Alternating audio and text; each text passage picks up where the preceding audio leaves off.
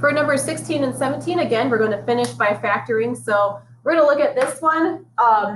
This one, if you know the rule right off the bat, or you kind of have an idea, I see an 11 here and a 7 here.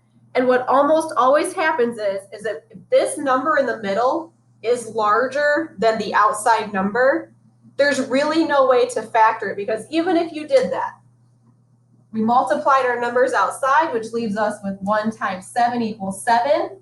The only factors of 1 and 7, or of 7, are 1 and 7, and there is no way to get this 1 and 7 to combine to get to 11. So number 16, I'm actually just going to put NF, or non-factorable, because there is no way to break this one down. So like I said, it doesn't always work, but if you notice that this middle number is larger than the outside number, there's really no way to do that. So let's look at number 17 then. The last one we need to keep factoring, and I see a 3, an 18, and a 21. So I know right off the bat that I could pull a 3 out of all these. So I'm going to break each of these down. This breaks down to 3 times x times y times y.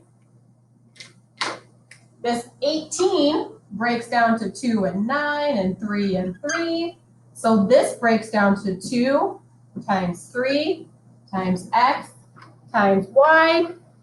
And then this 21 can break down to, not a 2, but a 3 and a 7. So I'm left with 3 times 7 times x. So now I need to figure out, do these 3 rows here share anything in common? And I see a 3 in each of them. And then I also see an x in each of them. So I'm going to pull that out. I'm going to pull out a 3x here. So I'm going to cross it off once I use it. So I know that I can start my parentheses. So what I'm left with on the first one then is y squared.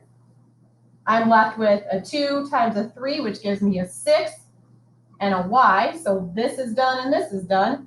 And then I'm left with, and because I need to go back to my equation up here, this is a negative, so I need to make sure I have a -7 in here. So your final answer then is 3x times y squared plus 6y minus 7.